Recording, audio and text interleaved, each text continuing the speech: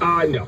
Obviously, if there's a fire burning the house down, You might short of the kids and the wife. Now, an animal I wouldn't either, and there are a lot of people that would go in after a dog. I wouldn't go in after a dog. But there are people that would easily go in after a dog. But maybe for a dog, you'd assess your risk. And if it's in the front room and the fire's in the back, you might step back in. But you got to really look at the risk and then weigh it out. But you'd look at your kids on the front lawn and say, they need a dad. I'm not going in after the pet. As upset as they might be about the pet, and I'm definitely not saving our guinea pig. Right. No. They eat guinea pigs. Well, I might go in and save it once it's been roasted. Yeah, you know what? I had guinea pig over last summer. I had guinea pig.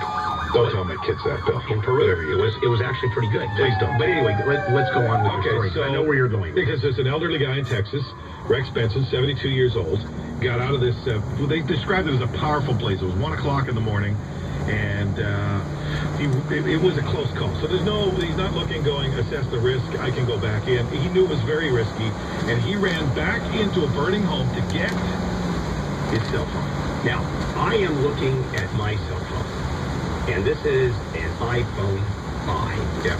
I can see running back in the house, because this is, what, $500? Yeah.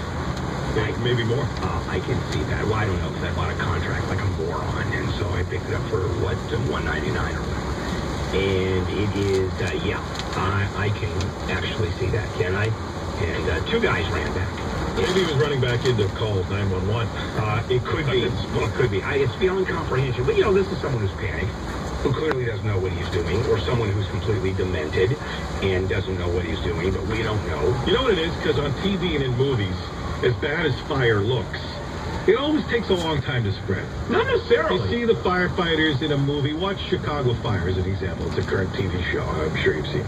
They go into a burning building, and they've always got a good 5 minutes to go in and rescue everyone and crawl around the floor. Sometimes that happens, and sometimes it doesn't. Sometimes fire spreads incredibly fast. And you've seen those where you have certain aspects of where the ignition material is and where the airflow is, and as it goes up the wall. I mean, you've seen various documentaries and 60-minute pieces and 20 pieces where it actually shows the fire engulfing, going up the wall and almost exploding. And they can do that, but he's an idiot. But he's a dead idiot, so he can't sue us for calling him a moron, because dead people can't sue. We're going to say he probably paid a high enough price that we don't have to make fun of him too much. Right. But we can all learn from it and leave the damn cell phone inside, because you know what? It's got a lot of valuable information on here. You have an iPhone too? I do, yeah. Which one?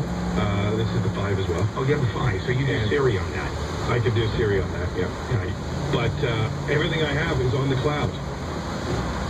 Siri, so where can I find a hooker? Matching cloud a little ways from you. Matching what? Cloud. So the guy said hooker. That's because I said cloud. Oh, you said cloud. It picked me up because okay. Now I'm louder than you. I should be very concerned about that. Okay, let's do that one again. Siri. Oh, no. Never mind. We can just do it. See, that's... this isn't all that new for everybody else. No, I know. I just have a great time with that. Somebody else is amazed by that as you are. I know. I'm just having fun with that. I wasn't amazed. I was amazed the first time. What about this Bitcoin guy now? He's declaring bankruptcy, and he's being a little cagey about where the money is. I don't think he knows where the money is. He said, technically speaking, it's not lost just yet, just temporarily unavailable. I know it's gone. That's what he said. That's as if you've been robbed and someone runs down the street with your money, jumps in a car, and disappears. Technically, it's just missing. No, it is gone.